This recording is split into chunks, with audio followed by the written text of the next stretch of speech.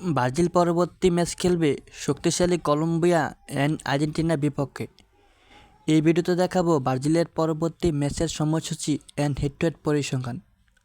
Brazil Venezuela and উরুগুয়ের সাথে match draw করার পর 2025 সালে মাঠে নামবে শক্তিশালী কলম্বিয়ার বিপক্ষে। দেখে নিন ম্যাচের সময়সূচি। ব্রাজিল ভার্সেস কলম্বিয়ার ম্যাচটি উপস্থিত হবে মার্চের 20 তারিখ ভোর 4টার সময়।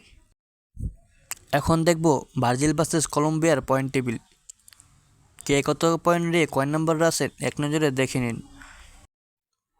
ব্রাজিল পয়েন্ট টেবিল 5 নম্বর রয়েছে, যেখানে ব্রাজিল ম্যাচ খেলেছে 12টি। তারা ম্যাচ জয় পেয়েছে 5টিতে, আর ম্যাচ ড্র করেছে 3টিতে, আর তারা ম্যাচ হেরেছে 4টিতে। তাদের পয়েন্ট রয়েছে 18 পয়েন্ট। তারা ইতিমধ্যে পয়েন্ট টেবিল 5 নম্বর রয়েছে।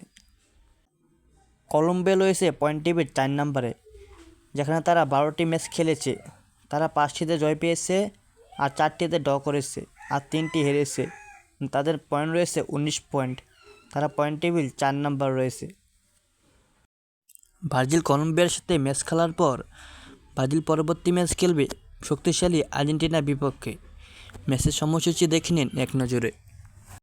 ব্রাজিল ভার্সেস আর্জেন্টিনার ম্যাচটি উপস্থিত হবে মার্চের 25 তারিখ। ম্যাচটির সময় হলো ভোর 4টার সময়। এক নজরে দেখে নিন আর্জেন্টিনা পয়েন্ট টেবিল কয় নাম্বার রয়েছে। যেখানে ব্রাজিল রয়েছে পয়েন্ট টেবিল 5 নম্বরে, ওখানে আর্জেন্টিনা পয়েন্ট টেবিল রয়েছে 1 নম্বরে।